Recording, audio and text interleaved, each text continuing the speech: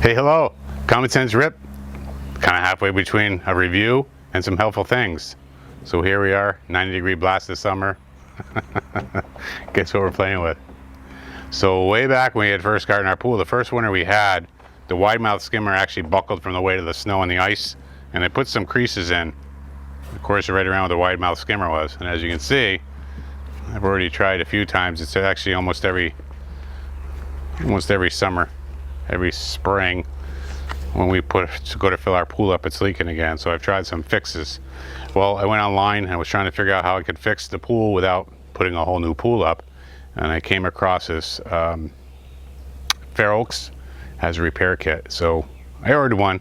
We're gonna throw it in. I figured while I was throwing it in there, I kind of show you how it goes in and how it works, and we'll see together if it's gonna be a good fix, hopefully. So I'll show you the kit. It's pretty simple, actually. This is actually a stainless steel plate. I'm not sure the gauge of it is, but because it's stainless steel and we're not using the galvanized, I felt a lot better because we actually had a galvanized piece I could show it to you. I put it in last year, and the corrosion was just horrendous. So stainless steel would definitely be the way to go. And it actually also comes with all the stainless steel hardware for bolting it together, and a drill bit that actually is the drill bit you need to use to be drilling the hole through your pool to set all this stuff in place. And the first thing we want to do is we're going to bolt our plate onto the 4 holes of the wide mouth skimmer, so we know where the plate's going to sit from the outside. So the first thing we're going to do is we're going to bolt this plate actually on the outside, so we can know where to drill our holes.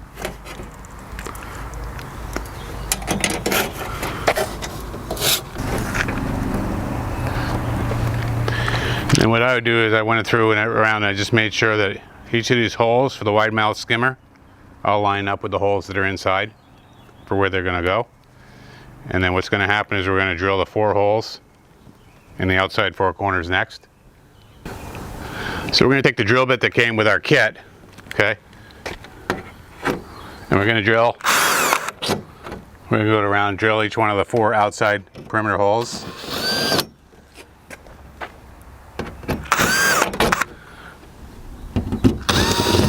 After we drilled all the holes around the outside perimeter here for how the plate's going to attach to on the inside of the pool, we're actually going to take this plate off.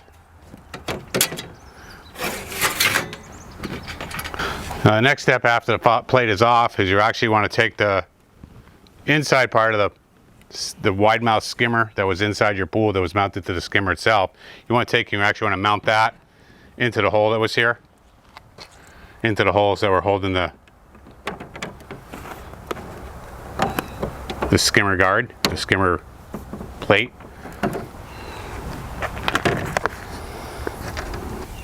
Okay, after you got the skimmer plate mounted on the outside, what you're actually going to do is go around with a magic marker, and you're actually going to mark the outside perimeter where this plate is.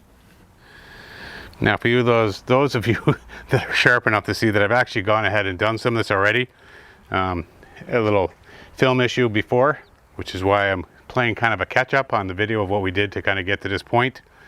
And I want to thank my wonderful camera woman, beautiful wife, for helping out and recording things.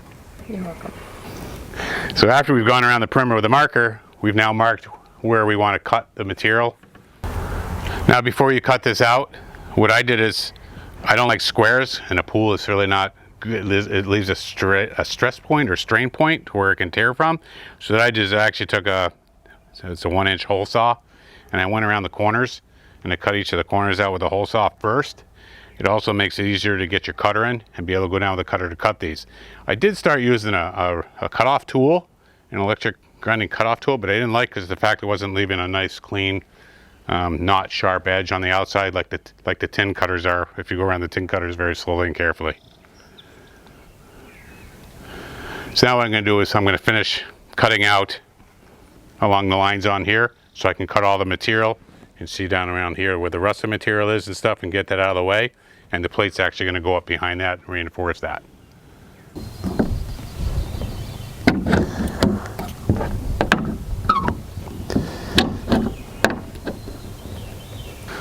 All right, so now we got it all cut out along all the lines that are there.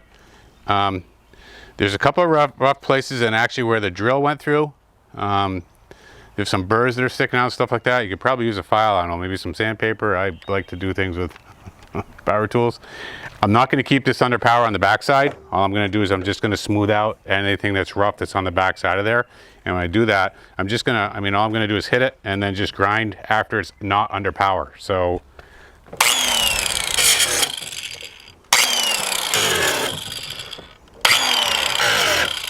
and I'm just going to go through and take all the burrs and any of the stuff that's sharp off the back side of that, where it's going to go between that and the plate.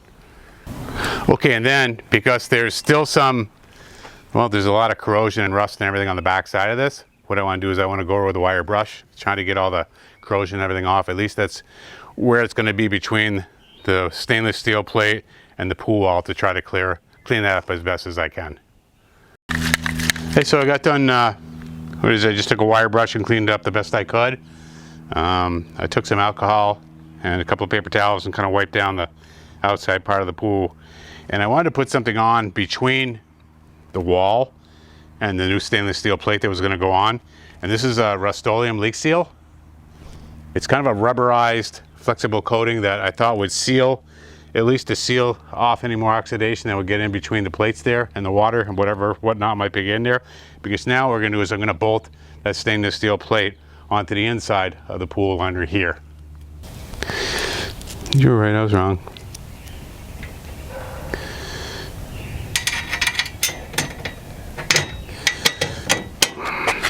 All right, so as you can see, I'm going to bolt the plate around the whole perimeter.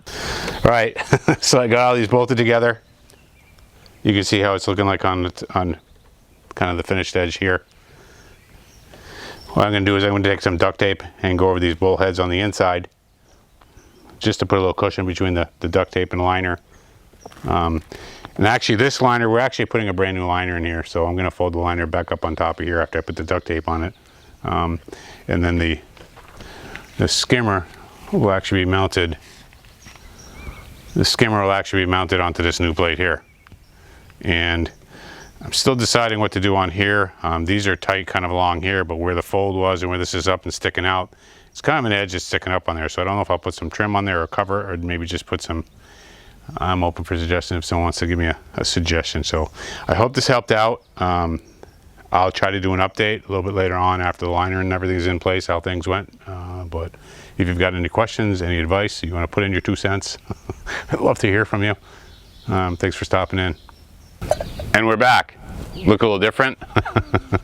We get the liner swapped out,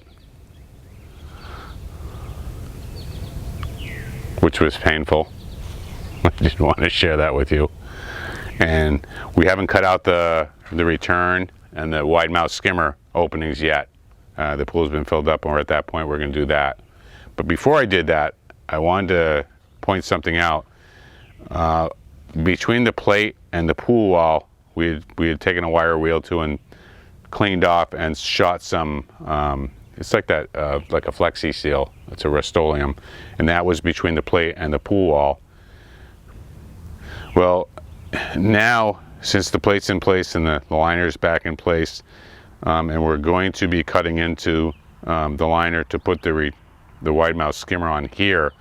What really bothered me is if you see right here on the bottom and a little bit around the corner, there's a gap between the repair plate and the old pool wall. And I have some silicone, some outdoor clear silicone that I want to use to actually put a bead of silicone to fill the gap down here and around the perimeter of here.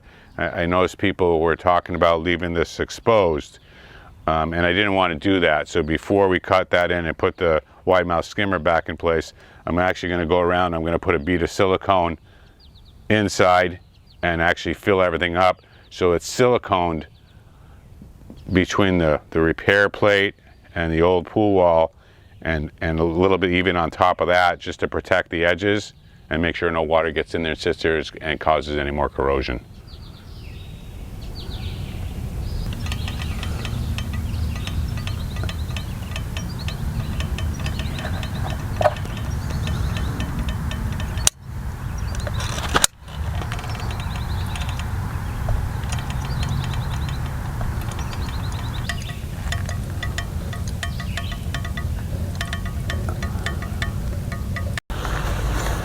You can't ever have too many paper towels, and you want to be careful when you're going around the perimeter because it's really, really sharp, says the man with the Band-Aid on his finger.